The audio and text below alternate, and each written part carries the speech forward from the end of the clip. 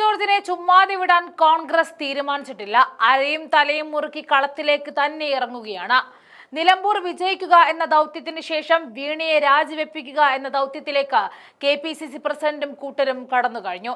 എല്ലാ നേതാക്കളും ഉറഞ്ഞു തുള്ളുകയാണ്. സംവിധാനത്തിൽ എന്തെങ്കിലും പ്രശ്നമുണ്ടെങ്കിൽ വീണ ജോർജ് എന്തിനാണ് ആ മന്ത്രി കസേരയിലിരിക്കുന്നത്? ആ കസേര വലിച്ചെറിഞ്ഞു കളയണം, അല്ലാതെ അവർ അവകാശവാദങ്ങൾ ഉന്നയിക്കുന്നത് എന്തിനാണെന്നും KPCC പ്രസിഡന്റ് സണ്ണി ജോസഫ് ചോദിക്കുന്നുണ്ട്. ആ വീഡിയോയിലേക്ക് പോകാം. ഇന്ന് കേരളത്തിലെ ഗവൺമെന്റ് ഡോക്ടർമാർ ഈ ഡോക്ടേഴ്സ് ഡേ ദിനത്തിൽ തന്നെ അവരോടുള്ള സർക്കാരിന്റെ അവഗണനയിൽ പ്രതിഷേധിച്ചുകൊണ്ട് ഡോക്ടർമാർ തന്നെ സമരത്തിലാണ് എന്ന കാര്യം നമുക്കെല്ലാം മനസ്സിലാക്കാൻ വേണ്ടി സാധിക്കും. എന്താണ് എല്ലാവരും സമ്മതിക്കുന്നു, മാധ്യമങ്ങൾ സമ്മതിക്കുന്നു, പ്രതിപക്ഷം സമ്മതിക്കുന്നു. ഡോക്ടർ ആരിസ് ഹസനെ കുറിച്ച് ഇവിടെ പറഞ്ഞു. അദ്ദേഹം ഏതായാലും പ്രതിപക്ഷ സംഘടനയുടെ ഒരംഗമോ രാഷ്ട്രീയ വ്യക്താവുമല്ല, മറിച്ച് തിരുവനന്തപുരത്തെ CPM നേതാവിന്റെ ബന്ധുവാണ്, ഇടതുപക്ഷ സഹയാത്രികനാണ്. അദ്ദേഹം സർക്കാരിനെ മനഃപൂർവ്വം വിമർശിച്ചതല്ല. അദ്ദേഹം പ്രതികരിക്കാൻ ഈ വിവരം ലോകത്തെ അറിയിക്കാൻ അദ്ദേഹത്തിന്റെ ഫേസ്ബുക്കിലൂടെ അദ്ദേഹം നിർബന്ധിതനാവുകയായിരുന്നു. അദ്ദേഹത്തെ കുറിച്ച് നമ്മൾ അടുത്ത ദിവസങ്ങളിലാണ് കൂടുതൽ മനസ്സിലാക്കുന്നത്. ഒരിക്കലും കൈക്കൂലി വാങ്ങാത്ത, ബൈക്കിലും ബസ്സിലുമായിട്ട് ആശുപത്രിയിൽ എത്തിച്ചേരുന്ന, എല്ലാ സമയത്തും കൃത്യമായിട്ട് ജോലി ചെയ്യുന്ന, പ്രൈവറ്റ് പ്രാക്ടീസിന് തെല്ലും അനുകൂലിയല്ലാത്ത സേവന തൽപരനായ ഒരു ഡോക്ടർ, യൂറോളജിയുടെ തലവൻ, അദ്ദേഹം പറയാൻ നിർബന്ധിതനായിരിക്കുന്നു. പല സർജറികളും, പ്രത്യേകിച്ച് ഒരു വിദ്യാർത്ഥിയുടെ, അതിവിടെ വിശദീകരിച്ചു, ഒരു വിദ്യാർത്ഥിയുടെ സർജറി പോലും ഉപകരണങ്ങൾ ഇല്ലാത്തത് കൊണ്ട് മാറ്റിവെക്കേണ്ടി വരുന്നു. അദ്ദേഹം അതിനെക്കുറിച്ച് പറഞ്ഞത് ലജ്ജാകരമായ ഒരവസ്ഥയെന്നാണ്. തീർത്തും നമുക്ക് പ്രയാസമുണ്ടാക്കുന്ന, പ്രതിഷേധജനകമായിട്ടുള്ള ഒരു അവസ്ഥയാണ്. പക്ഷെ മന്ത്രി എന്താ മറുപടി? ആദ്യം നിഷേധിച്ചു. പിന്നീട് ഈ ആരിസ് ഹസൻ എന്ന ഡോക്ടറോട് വിശദീകരണം ചോദിക്കാനും, സാധാരണഗതിയിൽ സർക്കാർ ഉദ്യോഗസ്ഥന്മാരെ പീഡിപ്പിച്ചും ഭീഷണിപ്പെടുത്തിയും ട്രാൻസ്ഫർ ചെയ്തും ഒക്കെ അവരെ വരുതിയിൽ നിർത്താനാണ്, അവരുടെ നിലപാടുകൾ തിരുത്തിക്കാനാണ് മാർക്സിസ്റ്റ് ഗവൺമെന്റ് ശ്രമിക്കാറ് എങ്കിൽ അദ്ദേഹം അതിനും വഴിപ്പെടില്ല എന്ന് മനസ്സിലാക്കിയപ്പോൾ പിന്നെ ഇപ്പൊ സമ്മതിക്കാൻ നിർബന്ധിതനായി. വ്യവസ്ഥിതിയുടെ പെശകാണ് എന്നാണ് മന്ത്രി വീണ ജോർജിന്റെ കണ്ടെത്തൽ. ഈ പെശക് തിരുത്താനല്ലേ? വ്യവസ്ഥയിൽ എന്തെങ്കിലും കാര്യമായ പെശകുണ്ടെങ്കിൽ എന്തിനാണ് മന്ത്രി 4 വർഷക്കാലമായിട്ട് ആ കസേരയിൽ, മന്ത്രി പദവിയിൽ എന്തിനാണ് ശ്രീമതി വീണ ജോർജ് ഇരുന്ന് പ്രവർത്തിക്കുന്നത്? അവകാശവാദങ്ങൾ നിയമസഭയിലും എവിടെയാണെങ്കിലും ഒരുപാട് അവകാശവാദങ്ങൾ പ്രസംഗിക്കുന്നത്, കൊട്ടിഘോഷിച്ചില്ലേ ഒരുപാട് നേട്ടങ്ങളെ കുറിച്ച്. കേരള മോഡൽ ഇന്ന് കേരളത്തിന് ആകെ ലോകത്തിന്റെ മുൻപിൽ ആരോഗ്യ രംഗത്ത് തലകുനിച്ച് നിൽക്കേണ്ട ഒരു സാഹചര്യമാണ്. അത് അവിടെ ഒതുങ്ങുന്നതല്ല. കേവലം തിരുവനന്തപുരം നമ്മുടെ തലസ്ഥാനമാണ്. ആ തലസ്ഥാനത്തെ മെഡിക്കൽ കോളേജിൽ മാത്രം ഒതുങ്ങുന്ന കാര്യമല്ല, എല്ലാ സ്ഥലങ്ങളിലും അതാണ്. താലൂക്ക് ആശുപത്രികൾ, ജില്ലാ ആശുപത്രികൾ, ഡോക്ടർമാരില്ല, മരുന്നില്ല, മെഡിക്കൽ സ്റ്റാഫ് ഇല്ല. മരുന്ന് വാങ്ങിയതിന്റെ പൈസ 1500 കോടി രൂപയോളം മരുന്ന് വാങ്ങിയതിന്റെ പൈസ മരുന്ന് കമ്പനിക്ക് കൊടുക്കാനുണ്ട്. എല്ലാവർക്കും അറിയാം, മന്ത്രിക്ക് നിഷേധിക്കാൻ കഴിയില്ല. ധനമന്ത്രി എത്ര മാറ്റി പറഞ്ഞാലും ബഡ്ജറ്റിൽ ആരോഗ്യ മേഖലയ്ക്ക് അനുവദിച്ച പൈസയിൽ കോടിക്കണക്കിന് രൂപ വെട്ടിക്കുറച്ചാണ് ചെലവിന് അനുവദിക്കുന്നത് എന്ന കാര്യത്തിൽ സംശയമില്ല. എങ്ങനെയാണ് കേരളത്തിലെ ആരോഗ്യരംഗം മെച്ചപ്പെട്ടത്? 1982 വരെ ഈ കേരള സംസ്ഥാനത്ത് 5 മെഡിക്കൽ കോളേജുകൾ മാത്രമേ ഉണ്ടായിരുന്നുള്ളൂ.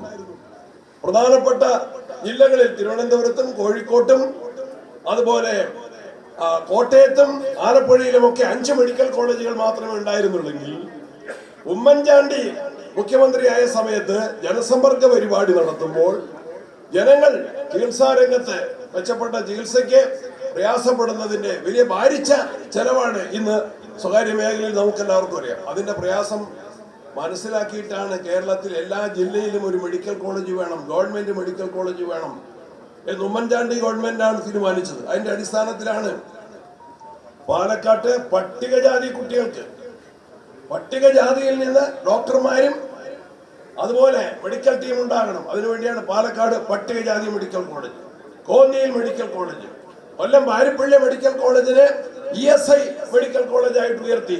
കണ്ണൂരിൽ പരിയാരം മെഡിക്കൽ കോളേജ് നേരത്തെ ഉണ്ട്, അതുകൊണ്ട് കണ്ണൂരിൽ മാത്രം പുതിയ മെഡിക്കൽ കോളേജ് വന്നില്ല. തിരുവനന്തപുരത്ത് അഡീഷണൽ ആയിട്ട് ഒരു മെഡിക്കൽ കോളേജ് ഉമ്മൻചാണ്ടി സർക്കാർ ആരംഭിച്ചു. അതുപോലെ കാസർഗോഡും വയനാട്ടും ഇടുക്കിയിലും എല്ലാ സ്ഥലത്തും. പക്ഷേ പുതിയ ഗവൺമെന്റ് വന്നു, പിണറായി സർക്കാർ അധികാരത്തിൽ വന്നു.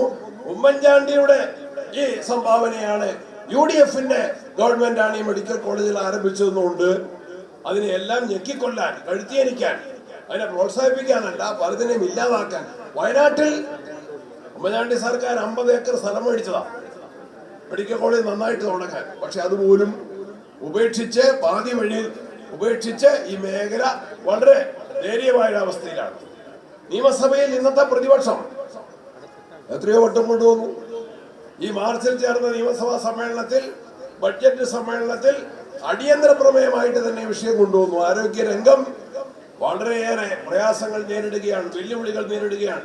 ഡോക്ടർമാരുടെ കുറവ്, മരുന്നിന്റെ അപര്യാപ്തത, ചികിത്സാ സംവിധാനങ്ങൾ, അതുപോലെ മെഷീനറീസ് ഇല്ല. ഇതെല്ലാം വളരെ ഗൗരവമേറിയ വിഷയങ്ങളാണ്. പക്ഷെ സർക്കാരിന്റെ മറുപടി ഇങ്ങനെ ഒരു വിഷയങ്ങളൊന്നും കേരളത്തിൽ നിലനിൽക്കുന്നില്ല എന്ന നിഷേധാത്മകമായ മറുപടിയാണ്.